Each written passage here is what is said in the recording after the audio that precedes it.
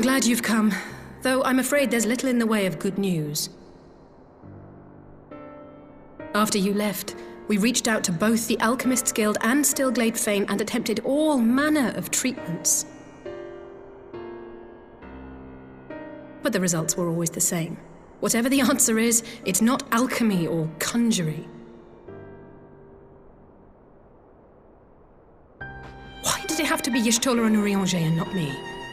Out of all of us, they are the ones who could feasibly have solved this puzzle. And Alphino's still missing. God, it's all going wrong. Where do we even start? A grave situation indeed. Might I be of some assistance?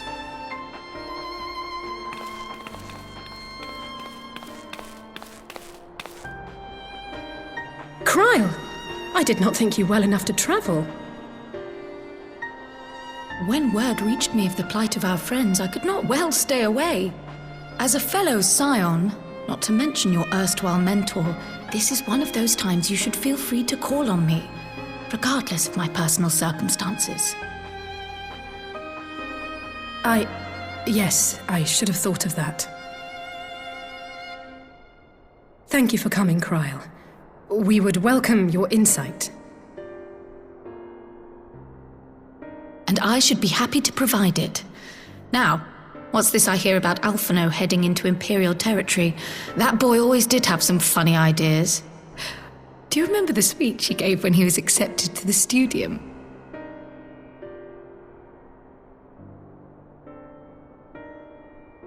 My life's goal is naught less than the salvation of this star.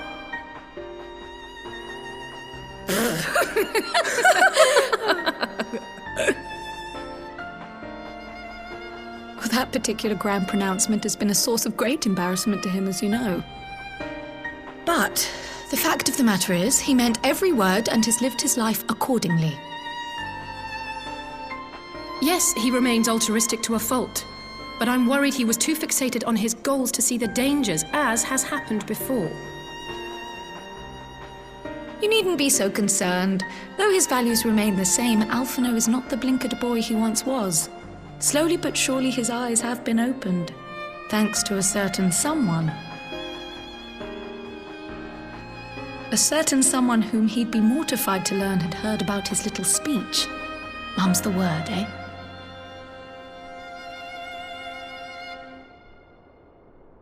Right, I'd better have a look at our patients. They're in the infirmary, I assume.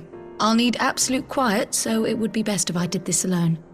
If you'll excuse me.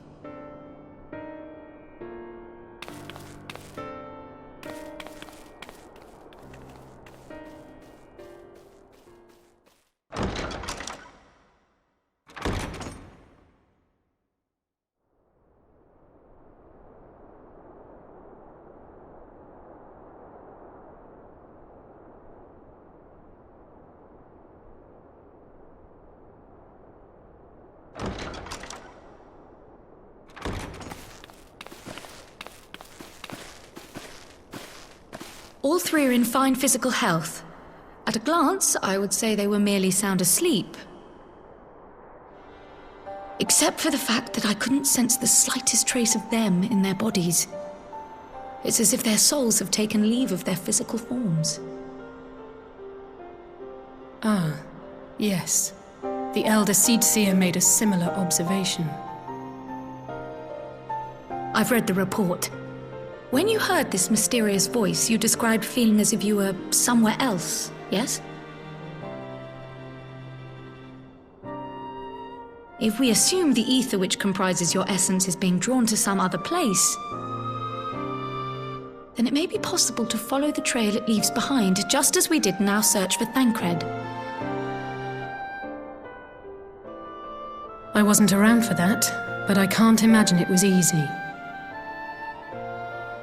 Oh, it wasn't. But that's no reason not to try. I will have need of Master Matoya's crystal eye if I'm even to make the attempt.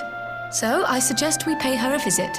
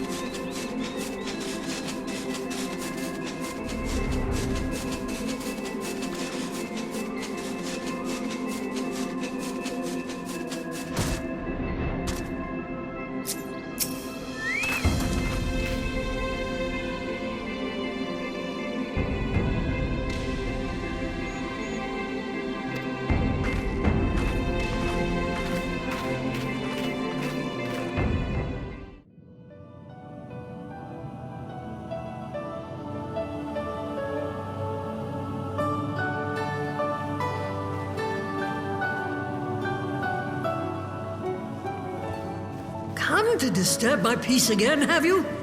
I hide myself away in a cave, and still you people insist on pestering me with your problems.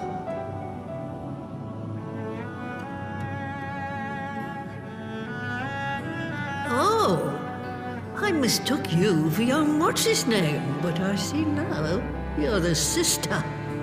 Weren't you supposed to be the lively one? I've seen happier faces at a rain-sodden burial. Well, I'm sorry to dash your expectations, but the situation isn't exactly conducive to gaiety. Ha! That's more like it. Stoller used to spit and hiss like a wildcat too. Better for a young thing like you to be filled with fire and leave the doom and gloom to your elders. Now, what exactly does this tragic situation of yours have to do with me?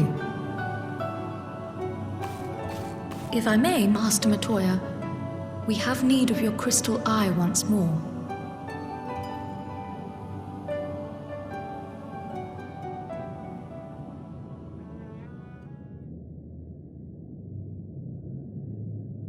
And Stoller is one of the afflicted, is she? Very well. She may be an ungrateful stray, but she's my ungrateful stray, and I'll not see her buried before I am.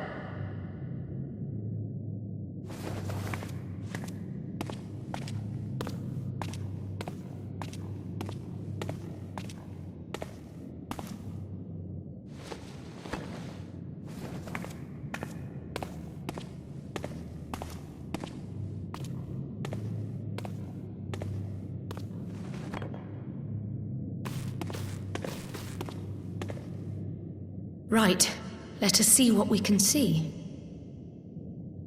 I'll begin from where our friends first fell, and cast my senses out from there.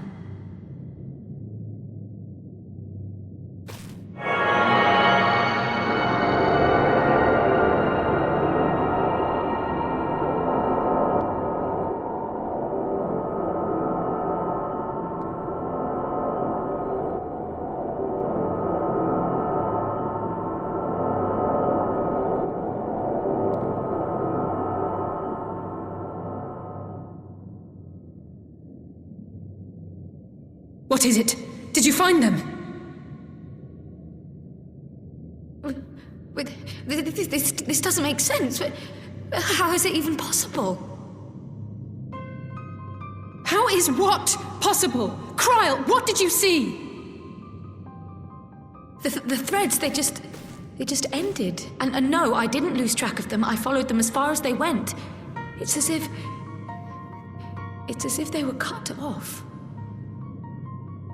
Could their ether have dissipated if it had? Oh, gods!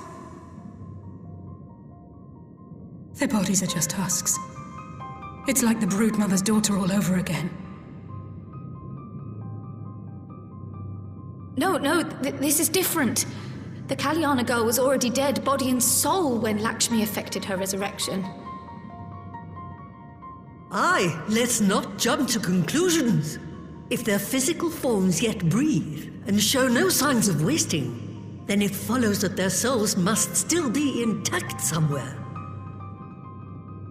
But where? That's the question, isn't it, girl? Death has not taken them to the ethereal sea, yet there are no tracks left for us to follow.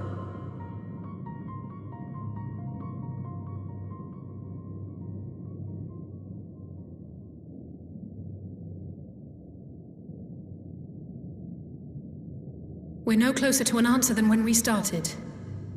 But knowing their souls are still out there is progress of a sort. We just have to keep looking. Pray, excuse me a moment. Yes? I remember, but... What, to Alamigo? We're on our way. That was Lise. Apparently, a group of Populares have defected to Alamigo, and Maxima, the envoy Alphino left with... is one of them. I'm sorry. I realize we've barely begun here, but... Go, child, go! You've made up your mind, and life's too short for dithering.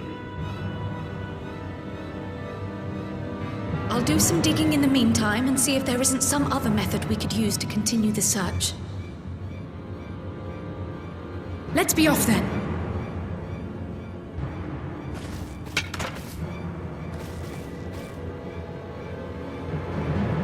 Oh, not again. The enchantment barely seems to take these days. I chalk it up to old age, but I rather doubt it's that simple.